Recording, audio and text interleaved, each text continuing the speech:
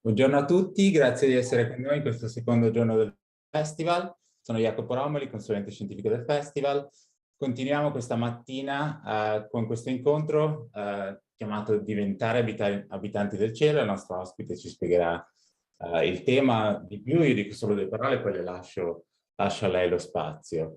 Di quello di cui parlerà, ci dirà meglio lei, però il tema è come la storia dell'osservazione del cielo e dello spazio e la scoperta di altri pianeti oltre al nostro ha dato luogo a una sorta di prospettiva allargata, una visione di noi stessi come abitanti di un universo che contiene il nostro pianeta tra tanti altri. E come il nostro ospite ci racconterà come questo ha portato a un cambio di prospettiva e le conseguenze di questo cambio di prospettiva. Dunque, la nostra ospite è Natasha Fabri, che ringraziamo tantissimo di essere con noi. Natasha ha conseguito un dottorato alla Scuola Normale Superiore di Pisa, poi è stata negli Stati Uniti per un postdottorato e ora è tornata a Firenze, al Museo Galileo, dove è storica della scienza. La sua ricerca nella storia del pensiero scientifico, la filosofia del Rinascimento dell'età moderna, e la filosofia della musica. E allora la ringrazio, lascio a lei la parola. Grazie a voi dell'invito e bentrovati. Quindi quello di oggi è un viaggio nello spazio, ma anche un viaggio nel tempo di circa 3 secoli, dall'inizio del 1600 ai primi decenni del 1900, nei quali toccheremo alcune tappe fondamentali del passaggio di questo divenire abitanti del cosmo, da solo abitanti della Terra a cittadini dell'universo. Vedremo un po' come le prospettive che si intrecciano sono due. Una prospettiva che potremmo definire centrifuga, un interesse, le aspirazioni, i sogni, il fiorire di molte utopie che riguardano l'esistenza di abitanti su altri pianeti, oppure anche la possibilità di colonizzare altri pianeti. Dall'altra parte anche però una prospettiva centripeta, ossia una riflessione sul rapporto tra l'uomo e il suo pianeta, quindi tra l'uomo e la Terra, ma anche il ruolo a cui è chiamato un uomo che diventa abitante dell'universo. Perché questo cambiamento di statuto, cambiamento di contesto, porta con sé un ripensamento generale di principi filosofici, scientifici, antropologici, religiosi, che avevano strutturato tutto il sapere del pensiero occidentale per oltre 2 millenni. Quindi vi è la necessità quasi di rifondare anche la riflessione filosofica completamente.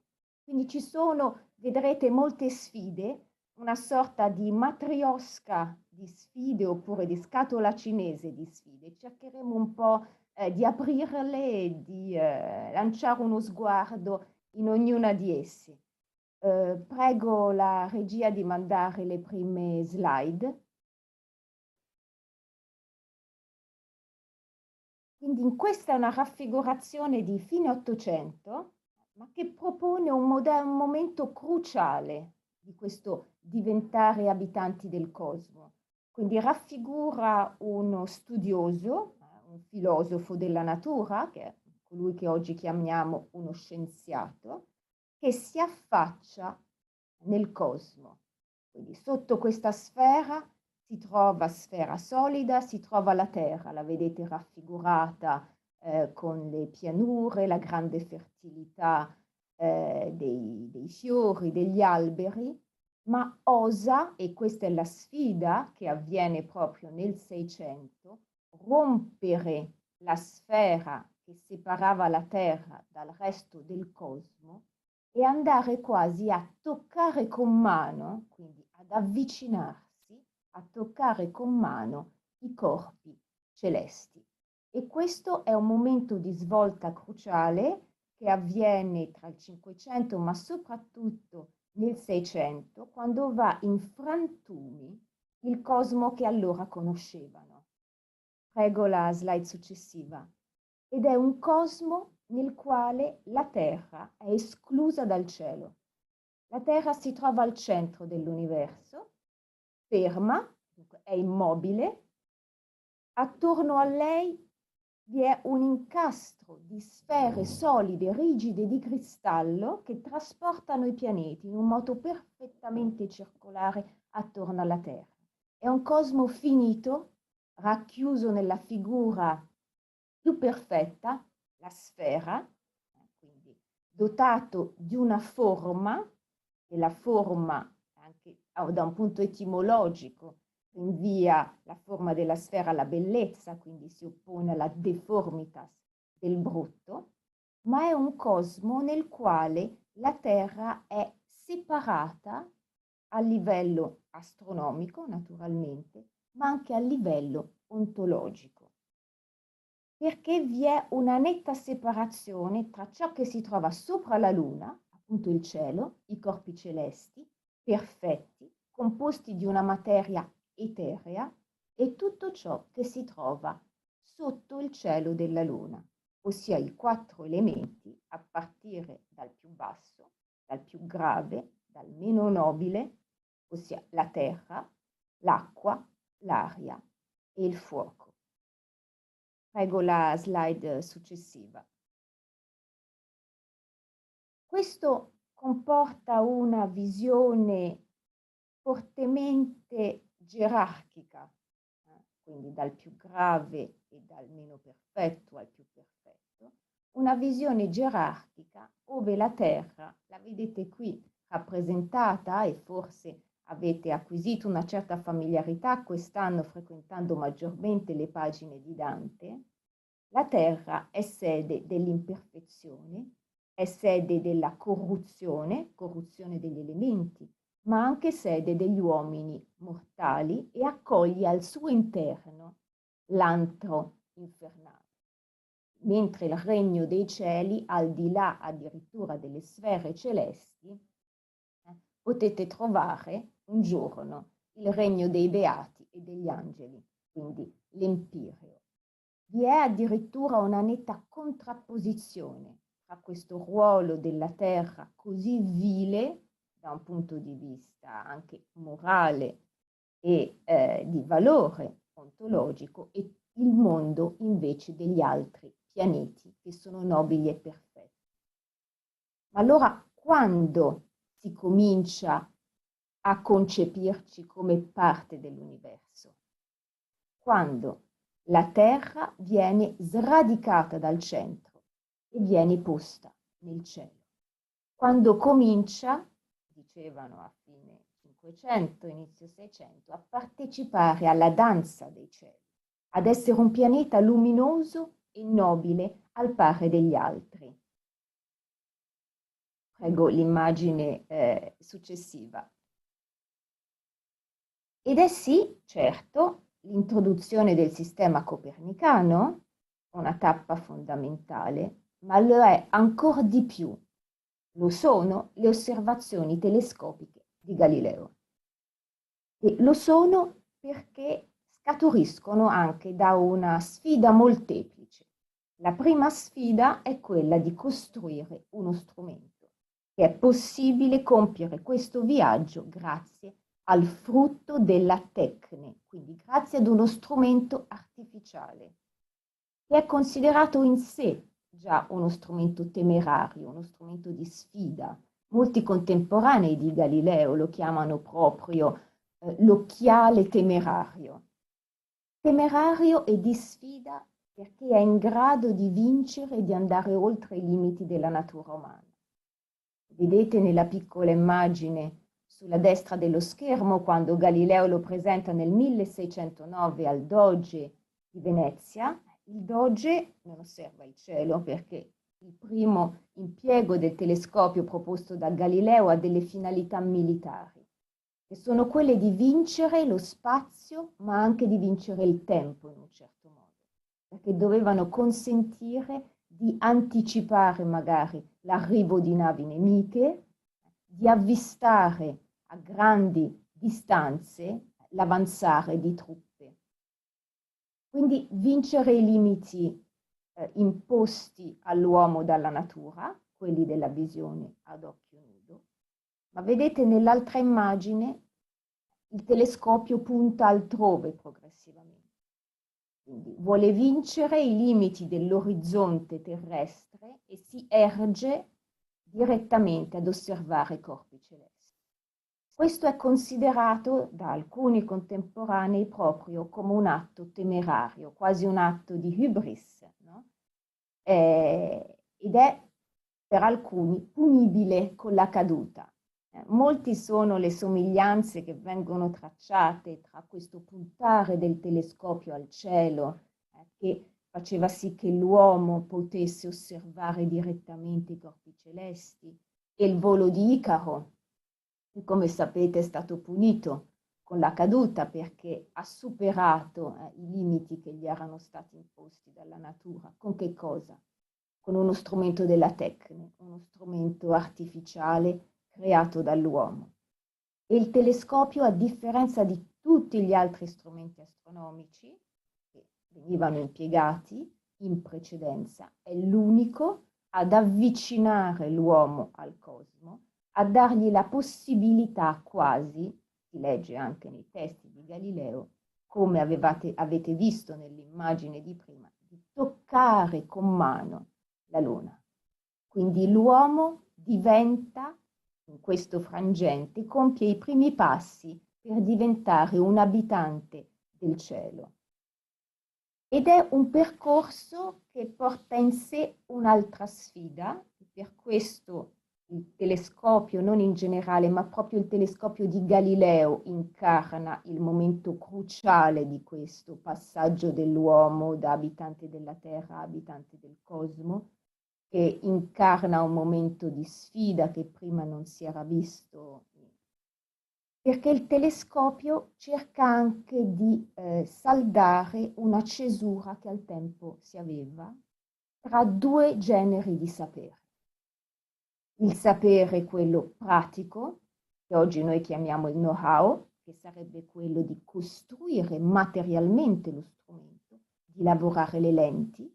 Qui abbiamo un filosofo, uno scienziato, che lavorava in prima persona con gli artigiani di Murano per ottenere delle lenti di alta qualità.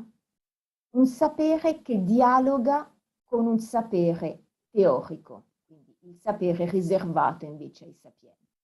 E il telescopio incarna anche questa sfida che pochissimi contemporanei sono riusciti a portare avanti, anche dei contemporanei come Keplero e più tardi Newton, che il telescopio lo hanno perfezionato. Quindi nella prossima immagine ancora possiamo vedere come il telescopio, questo gesto temerario, è guidato, questo è il telescopio proprio di Galileo, che è custodito al Museo di Storia della Scienza di Firenze, gli unici 2 esemplari che sono giunti sino a noi, è il frutto del voler anche espandere la conoscenza umana, del voler ribadire la centralità e l'importanza di un antropocentrismo teoretico. Abbiamo perso la centralità all'interno della costruzione dell'universo, ma esaltiamo la capacità dell'uomo di conoscere ancora meglio, di poter vedere da vicino, di poter descrivere qual è la vera struttura dell'universo. In precedenza i filosofi, i matematici, gli astronomi si fermavano a proporre delle costruzioni geometriche sul movimento dei pianeti. Con il telescopio noi ci avviciniamo, possiamo descrivere le macchie della Luna, le macchie del Sole, che ci fanno comprendere che anche il Sole è un corpo corruttibile al pari della Terra, un corpo in continuo cambiamento. Per farvi comprendere ancora meglio quanto questo gesto di puntare uno strumento al cielo sia stato un atto di sfida e un atto temerario, faccio riferimento a dei versi di Dante che conoscete benissimo, ma che vi aiutano ad avere il contesto di riferimento nel quale operavano al tempo i filosofi della natura. I versi questi li conoscete, dell'Inferno, il canto 26esimo, fatti non foste a viver come bruti, e continua, ma per seguir virtute e conoscenza. Forse però non tutti si ricordano che questi versi Dante li fa pronunciare ad Ulisse. Ulisse, il navigatore, il campione dell'astuzia e il campione della temerarietà, che però in questa visione morale, in questa visione filosofica, che è propria del Medioevo, viene punito. Si trova all'inferno per questo suo eccesso di temerarietà, per questa sua curiositas, ed è condannato per l'eternità ad essere avvolto in una lingua di fuoco. Questo è il modello di partenza, quindi capite quanto temerario, quale sfida e quali ostacoli ha dovuto vincere Galileo e i filosofi del tempo per compiere questo passaggio, per sradicare la Terra dal centro dell'universo e consentirle di muoversi al pari degli altri pianeti, attorno al Sole, di possedere un satellite al pari di Giove, che aveva 3 satelliti, che era considerato per tutta una serie di motivi il pianeta più nobile, quindi la Terra è pari a Giove ed è somigliante alla brillantissima e lucidissima Luna. Allora, e questo Galileo lo considera una prova a sostegno del movimento della Terra nel cielo. Per quale motivo? Se si può vedere la prossima diapositiva. Allora, Galileo studia la superficie della Luna e si accorge che è illuminata da 2 tipi di luce diversa. Una direttamente dal Sole, la parte che vedete chiara della Luna, e un'altra una luce più tenue che è data dalla riflessione della luce del Sole sulla superficie terrestre. Il che significa che la Terra non solo è luminosa quanto la Luna, ma è addirittura più luminosa della Luna. Oh, questa è una raffigurazione, è una foto recente scattata dalla NASA, ma vedete il raffronto tra la luminosità della Terra e la luminosità della Luna. Il piccolissimo puntino è la Luna, la grande sfera luminosa invece è la Terra. Quindi non è più un pianeta scuro, posto esternamente al cielo, non è più, come scrivevano alcuni, per la sua oscurità quasi come se fosse la feccia dell'universo, no? Perché accoglieva anche i mortali e accoglieva soprattutto i dannati, ma è un pianeta luminoso che possiede una dignità pari a quella degli altri brillantissimi e perfettissimi pianeti. Questa è l'importanza dello studio sulla luminosità della Terra, porta Galileo a studiarla per oltre 30 anni. E non solo Galileo, ma anche Keplero dedica oltre 25 anni a studiare il rapporto tra la Terra e la Luna, non solo perché mossi dall'interesse per la Luna, ma perché gli consentiva di ridefinire il posto della Terra nel cielo e naturalmente di ridefinire anche il rapporto, questo per Keplero, tra l'uomo e gli abitanti della Luna, i seleniti.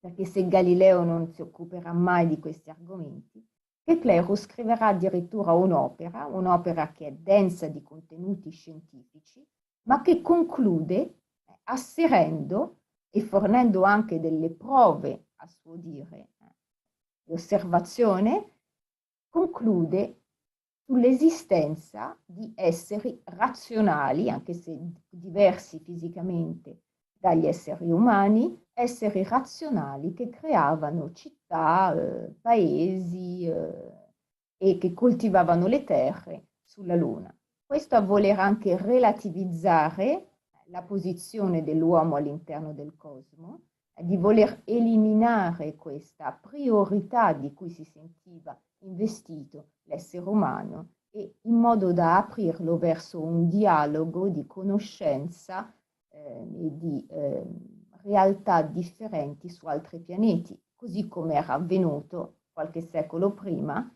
con la conoscenza delle nuove terre, le nuove terre delle Americhe, quindi la conoscenza di nuove culture, anche di nuove specie animali e vegetali. Quindi cosa cambia nella percezione, nel pensarsi abitanti del cielo? Nobiltà della terra. Nel caso di Kepler addirittura diventiamo degli esploratori del cosmo, perché il fatto di cambiare posizione durante il nostro moto di rivoluzione attorno al Sole ci consente di avvicinarsi, di allontanarsi, di esplorare parti dello spazio, quindi diventiamo per lui esploratori. Ciò nonostante, questo passaggio, questo divenire abitanti del cosmo, non è vissuto come un percorso, come un avanzamento trionfale, no? Quasi come dall'oscurità del Medioevo alle conquiste, grandi conquiste della scienza. Ben al contrario, è vissuto anche con momenti di grande smarrimento, di grande timore per essere perduti in un universo che è composto anche da una, forse all'epoca pensavano, pluralità di sistemi simili al nostro, simili a quella solare. Vediamo nella prossima slide. Quindi vedete qui un numero infinito di universi, in tutto simili al nostro. Quindi Galileo stesso paragonava l'uomo ad un verme all'interno di un universo le cui dimensioni si accrescevano di decennio in decennio e diventavano addirittura infinite oppure indefinite. Tanto che scriverà con riguardo alla dimensione del cosmo che lui stava studiando, ve lo cito, ed a me non repugna che il mondo compreso dai nostri sensi, in comparazione dell'universo, possa essere così piccolo come il mondo dei vermi rispetto al nostro. E un altro filosofo, Pascal, Blaise Pascal, francese, grande matematico, pochi anni dopo affermerà il silenzio di questi spazi infiniti mi atterrisce. Il timore nel suo caso di essere soli all'interno di un universo infinito, che diversamente da come si pensava in precedenza, non canta più, dicevano le sacre scritture, la gloria di Dio. Quindi siamo persi, ruotiamo vorticosamente su noi stessi, vorticosamente intorno al Sole, in più in un universo che altri filosofi del tempo pensavano che era in continuo cambiamento, ossia che il nostro sistema solare si sarebbe potuto dissolvere da un momento all'altro e che saremmo stati inglobati all'interno di uno di questi altri sistemi che vedete qui nella raffigurazione di Fontenelle, che è un altro filosofo, e così passando dal sistema solare a un sistema simile a quello solare. Ognuno di questi punti, ognuna di queste sfere chiare rappresenta una delle stelle fisse, che è a sua volta, alcuni credevano, il centro di un proprio sistema. Quindi la Terra, come una cometa, potrebbe trovarsi a passare da un sistema ad un altro sistema e così all'infinito. Questo ha fatto sì che anche la letteratura si sia occupata di temi relativi alla pluralità dei mondi abitati, ad ipotesi e soprattutto ad utopie, a trasporre utopie, regni perfetti, da città o da isole poste sulla terra, su non luoghi della terra, a non luoghi o a pianeti del cielo.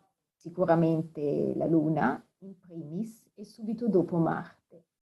Però con riguardo alla Luna vediamo nell'altra slide un tentativo di colonizzazione, si può dire, della Luna, ma non di colonizzazione letteraria, come poteva essere quella di Cyrano de Bergerac o di altre opere letterarie. Questa è la colonizzazione intellettuale, cognitiva, operata da un astronomo che si chiamava Hevelius, che segna lui la nascita, diciamo, della selenografia. E vedete in questa mappa della Luna, cartografia piuttosto dettagliata per come potevano vederla all'epoca con i telescopi dell'epoca, si tenta di uniformare la Luna alla struttura geografica e geologica della Terra. E lo si fa passando anche da una nomenclatura, da una definizione delle aree lunari simili speculare, si potrebbe dire, come fosse uno specchio della Terra. Quindi si tende a familiarizzare il più possibile, a rendere il più simile la Luna alla Terra, e vedete sorgere lì al centro dell'ingrandimento un'isola che si chiama appunto Sicilia. Poi vedete poco più su la Sardegna, l'isola della Corsica, al centro della Sicilia c'è il cratere dell'Etna, e poi abbiamo il lago Trasimeno, i monti dell'Appennino, la Romania, poco sopra, subito sopra la Romania e subito sopra la catena degli Appennini si trova l'Italia, quindi il mare Adriatico, il mare Mediterraneo e così via. E fuori da questo ingrandimento, sulla mappa, Hevelius riporta anche altre aree denominate Mar Caspio, la Persia, la Palestina, l'Africa, la Libia. Questa è una colonizzazione, si può dire, teoretica o di intellettuale. Ma l'idea che la Luna sia un pianeta ospitale per l'uomo tramonta abbastanza rapidamente, perché con il potenziamento dei telescopi e poi soprattutto con l'avvento dell'astrofotografia, dell'astroastronomia e l'astrofotografia, abbiamo una definizione della superficie lunare molto precisa. E ci rendiamo conto, si rendono conto che la superficie della Luna è inospitale. È inospitale perché non vi è atmosfera, non è neppure come un deserto che non consente la vita umana, ma è addirittura paragonabile, anzi lo è, alla superficie ricoperta di vulcani, quindi è un'area vulcanica che minaccia la vita umana. La Luna incarna quello che un filosofo Kant ha chiamato il sublime dinamico, cioè la smisurata potenza della natura che tende a schiacciare, e può farlo in qualsiasi momento, la vita umana. Di cui avete un mirabile esempio nella ginestra, no? Di Leopardi, proprio l'esempio della potenza del vulcano che può annientare l'esistenza della debole e piccola pianta che si trova sulle sue pendici. Numerose sono le descrizioni della Luna come terra vulcanica. C'è chi però continua a non arrendersi e allora a spostare l'oggetto di interesse, le aspirazioni, le utopie sulla faccia nascosta della Luna.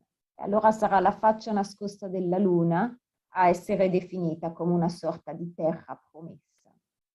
Quindi se possiamo vedere l'altra slide, allora, sarebbe interessante in questo caso fare una sorta di esperimento. Allora vi anticipo solo che una raffigurazione si riferisce alla Luna e l'altra si riferisce alla Terra. Quindi da un lato abbiamo i Campi Flegrei, vicino a Napoli, e dall'altro lato i crateri lunari. Quindi l'obiettivo di questo esperimento, che fu fatto alla fine dell'Ottocento, era quello proprio di mostrare l'assoluta somiglianza tra le due superfici, quindi di una luna simile alla Terra. Vi svelo che il quadrato più grande si riferisce alla luna, mentre l'altro è una rielaborazione, quindi con anche un gioco ed un dialogo tra immaginazione e dato scientifico, di alcune foto scattate con l'aerofotogrammetria. Al tempo venivano scattate da una mongolfiera, è bene tenerlo presente. Che cosa comporta questo voler accostare la Luna e la Terra? Quindi sì, sicuramente di mostrare la familiarità, come la definivano, tra Luna e Terra, ma anche di ridefinire, di ribadire di nuovo il fatto che la Terra era un pianeta, un corpo celeste, in tutto uguale ad altri corpi celesti. E quindi era più simile alla Luna per il semplice fatto che Luna e Terra erano molto vicini l'uno all'altro, quindi da un punto di vista di esposizioni a fenomeni meteorologici, da collisioni, erano estremamente affini. La Luna è sempre stata il frutto di aspirazioni, di desideri, soprattutto di desideri di conquista dell'uomo. E ben, diciamo, 100 anni prima dell'allunaggio, quindi nel 1860, alcuni filosofi, astronomi, in questo caso un astronomo che era anche divulgatore scientifico, scrive in un volume che si intitola Viaggi aerei, viaggi aerei in mongolfiera, ma anche come preludio poi dei futuri viaggi spaziali, dedica delle pagine alla Luna nello sforzo di ribadire che l'uomo non deve pensarsi come essere solitario all'interno dell'universo. Ve lo leggo. La Luna, misteriosa dimora di abitanti sconosciuti, non sarebbe stata più inaccessibile. Siamo 100 anni prima dell'allunaggio. Lo spazio non aveva più abissi che il genio non poteva oltrepassare. Presto le spedizioni avrebbero tentato il viaggio celeste e ci avrebbero portato delle novità di questo mondo vicino. Ci domandavamo con terrore dove l'uomo si sarebbe fermato nella sua ambizione e udivamo nello spazio una voce che rispondeva da nessuna parte. E le aspirazioni, i sogni, in questo caso le ambizioni dell'uomo, le sfide dell'uomo, si spostano dalla Luna, che ormai è inospitale, a Marte. Vediamo la prossima slide. Marte che sembra, almeno inizialmente, poter essere accogliente, poter somigliare grandemente alla Terra. Questa è una rappresentazione di Marte che viene pubblicata in un lavoro, sempre dell'Ottocento, intitolato, molto significativo, Le terre del cielo. Quindi la Terra sì come un altro pianeta, ma gli altri pianeti sono delle altre terre che si muovono nel cielo. E lo vedete qui raffigurato Marte, con delle superfici ovviamente di acqua, un globo terracqueo. E superfici di terra che recano il nome dei più importanti astronomi, quindi avete Velius, Copernico, Galileo, l'isola di Tycho Brahe e così via, ma anche delle grandissime distese di acqua.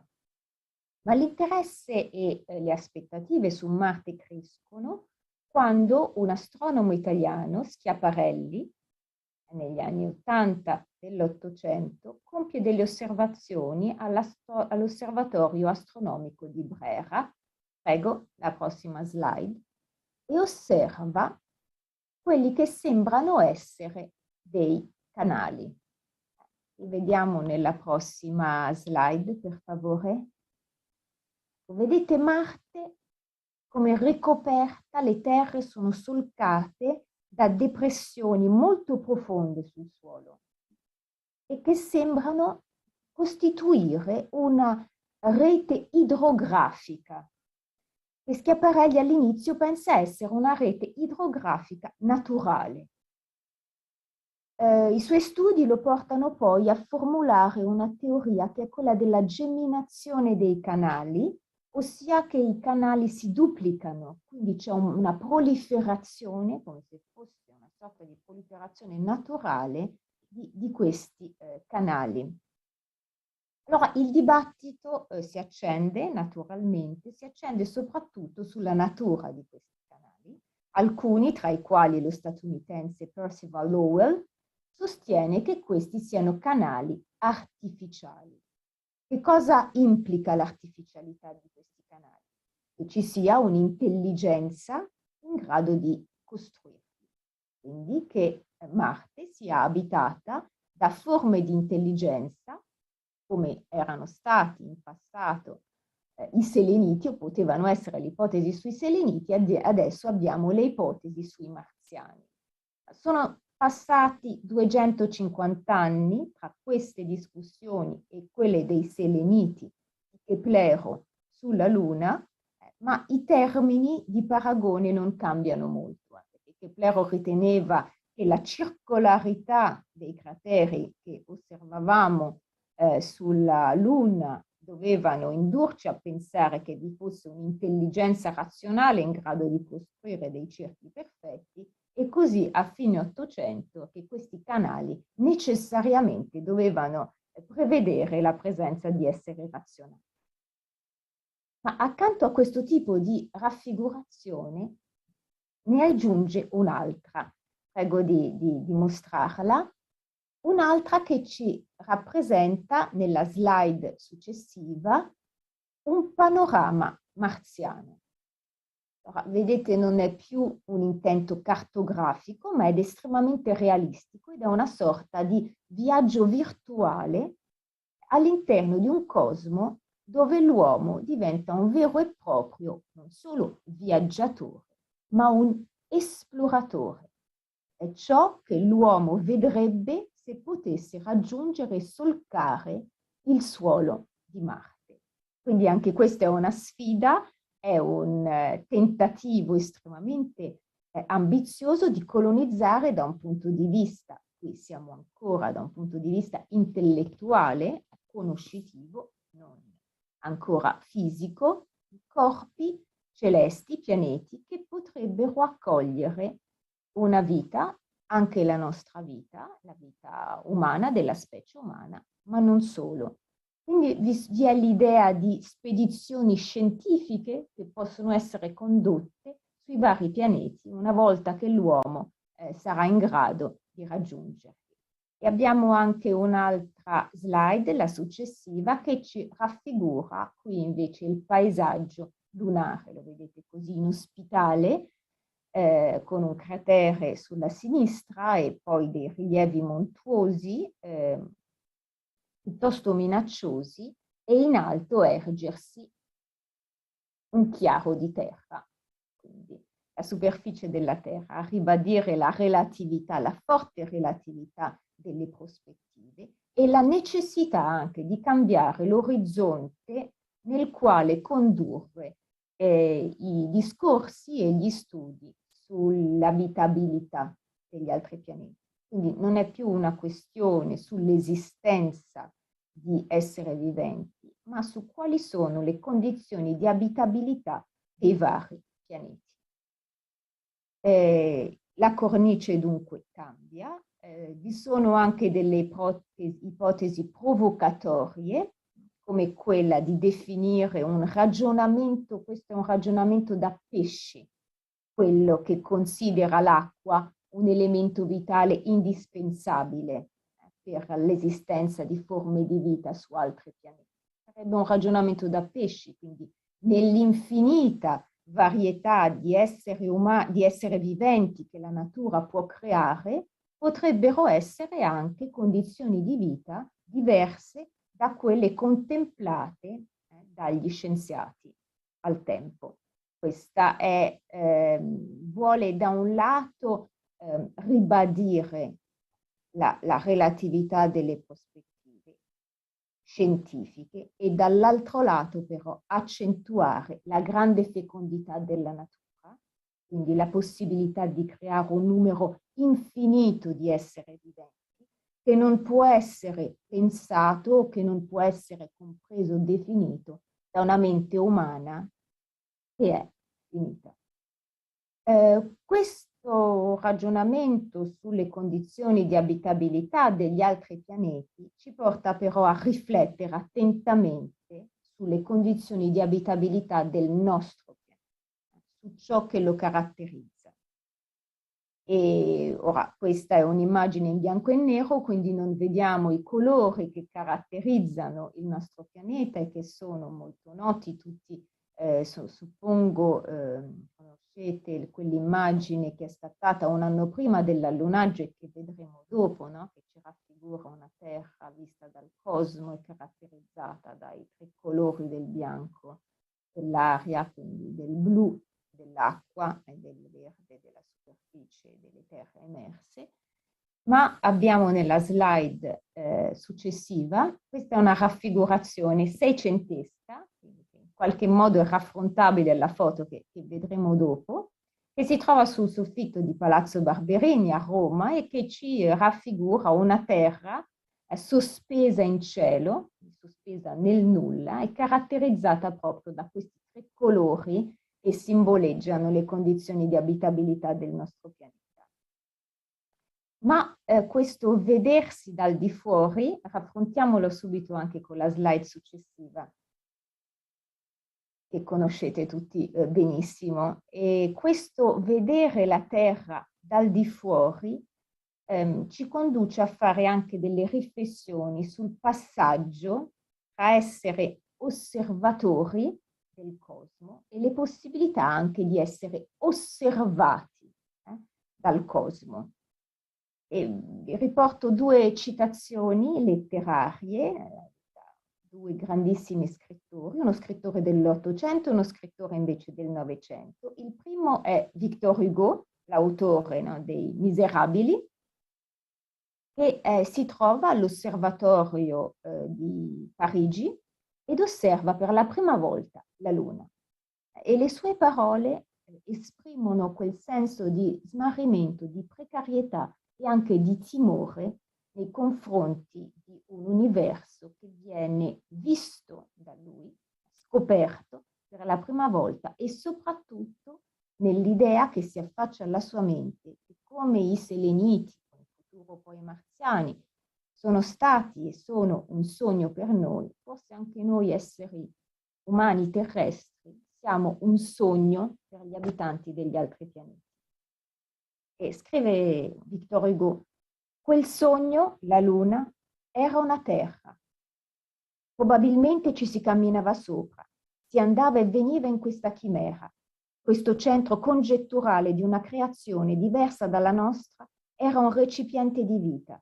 Ci si nasceva, ci si moriva forse. Questa visione era un luogo per il quale noi eravamo un sogno. Vi trovate faccia a faccia con un mappamondo di realtà ignote. L'effetto è terrificante. L'inaccessibile è quasi toccato. L'invisibile è visto. Sì, questa cosa esiste. Sembra che vi guardi, vi tiene in pugno. Nasce una sensazione di vertigine a pensarla sospesa nel vuoto dell'universo. Ma anche noi siamo sospesi così nel nulla. Questo passaggio dell'uomo da sguardo a sguardo, si può dire guardato, si ritrova anche in un'opera di Calvino che vi propongo qui in chiusura di leggere alcuni estratti perché ci consente di ricollegarci a questa immagine finale. Vedete qui c'è una interpretazione artistica, frutto dell'immaginazione, però del dialogo tra la pluralità dei mondi. Questo è Granville, un artista francese di metà dell'Ottocento, e da quello che potrebbe sembrare Saturno si affacciano sul suo anello, che è trasformato in una sorta di balcone, tantissime persone che osservano la vita degli altri pianeti. E trasponendo questo modello, questo divenire da sguardo, di uno sguardo guardato, osservato a sua volta dal sistema solare invece all'universo delle galassie, Calvino, nelle sue Cosmicomiche, scrive in un'opera intitolata Gli anni luce: una notte osservavo come al solito il cielo col mio telescopio. Notai che da una galassia lontana, 100 milioni d'anni luce, sporgeva un cartello. C'era scritto: ti ho visto. Feci rapidamente il calcolo. La luce della galassia aveva impiegato 100 milioni d'anni a raggiungermi. E siccome di lassù vedevano quello che succedeva qui con 100 milioni d'anni di ritardo, il momento in cui mi avevano visto doveva risalire a 200 milioni d'anni fa. Prima ancora di controllare sulla mia agenda per sapere cosa avevo fatto quel giorno, ero stato preso da un presentimento agghiacciante. Proprio 200 milioni d'anni prima, né un giorno di più, né un giorno di meno, mi era successo qualcosa che avevo sempre cercato di nascondere. La migliore linea di condotta che mi si offriva era far finta di niente, minimizzare la portata di quel che poteva essere venuti a sapere. Perciò mi affrettai a esporre bene in vista un cartello, su cui avevo scritto semplicemente: e con ciò, se quelli della galassia avevano creduto di mettermi in imbarazzo col "ti ho visto", la mia calma li avrebbe sconcertati e si sarebbero convinti che non era il caso di soffermarsi su quell'episodio. In questo stato d'animo continuavo ogni notte a guardare intorno col telescopio e dopo 2 notti mi accorsi che anche su una galassia distante 100 milioni d'anni e un giorno luce avevano messo il cartello "ti ho visto". Non c'era dubbio che anche loro si riferivano a quella volta là. Ciò che io avevo sempre cercato di nascondere era stato scoperto non da un corpo celeste solamente, ma anche da un altro, situato in tutt'altra zona dello spazio. Per quanto la logica dei fatti mi facesse guardare al futuro con ragionevole ottimismo, la convergenza di tutti quei "ti ho visto" su di un unico punto della mia vita, convergenza certamente fortuita, dovuta a particolari condizioni di visibilità interstellare, sola eccezione un corpo celeste sul quale, sempre in corrispondenza di quella data, apparve un cartello "non si vede un accidente", mi faceva stare sulle spine. E conclude, e con questo concludo: continuavo a vivere aspettando il momento remoto in cui dalle galassie sarebbero arrivati i commenti ai nuovi episodi carichi per me di imbarazzo e disagio, e io avrei potuto controbattere lanciando solo i miei messaggi di risposta che già studiavo, graduati secondo i casi. Intanto le galassie con le quali ero più compromesso stavano già rotolando attraverso le soglie dei miliardi d'anni luce, a velocità tali che per raggiungerli i miei messaggi avrebbero dovuto arrancare attraverso lo spazio, aggrappandosi alla loro accelerazione di fuga. E pensando a questo loro giudizio, che non avrei più potuto cambiare, mi venne a un tratto come un senso di sollievo, come se una pacificazione potesse venirmi soltanto dal momento in cui a quell'arbitraria registrazione di malintesi non ci fosse stato più nulla da aggiungere né da togliere, e le galassie che via via si riducevano all'ultima coda del raggio luminoso svoltato fuori dalla sfera del buio mi pareva portassero con loro l'unica verità possibile su me stesso, e non vedo l'ora che a una tutte seguissero questa via. Diciamo che noi non abbiamo la preoccupazione del protagonista del lavoro di Calvino, perché anche se dovesse spuntare un cartello che fa riferimento ad un momento poco, diciamo, lodevole della nostra vita, non saremo più presenti per poterlo leggere, rimane il fatto che siamo chiamati comunque oggi ad un altro, siamo legati ed inchiodati ad un altro principio, che è quello che riguarda il rapporto con la nostra terra, ed è un principio, se vogliamo, di responsabilità, un principio di responsabilità che ha una duplice valenza, una duplice cogenza, si può dire, morale, di responsabilità sì verso l'ambiente, ma questa responsabilità e questo dialogo con le condizioni che consentono la vita nel nostro pianeta è anche una responsabilità verso le generazioni future. Vi ringrazio. Grazie mille Natascia per questo bellissimo viaggio scorcio tra scienza e letteratura sulla storia della nostra osservazione del cielo e dello spazio e di come ci ha cambiato e come ci continua a cambiare. Abbiamo tempo per una domanda breve. Io volevo tornare su una cosa che hai menzionato, di cui hai parlato anche abbastanza, che è questa idea degli altri esseri viventi, non divinità, ma altri esseri viventi simili a noi o meno simili a noi, che prima nella Luna, poi su Marte, che addirittura va indietro a Keplero e non lo sapevo che lui pensava ci fossero abitanti sulla Luna. Allora, volevo chiederti se prima di lui, prima di Keplero, un pochino se ci dici qualcosa di più sulla storia di questa idea, se ci sono tracce di questa idea di altri esseri viventi prima di Keplero anche. È un'idea che ha accompagnato il pensiero, quantomeno il pensiero occidentale, per moltissimi secoli. Il primo a pensare, tra i primi, diciamo, a strutturare un ragionamento compiuto sugli abitanti della Luna, la presenza più che altro di anime sulla Luna lo abbiamo in Plutarco.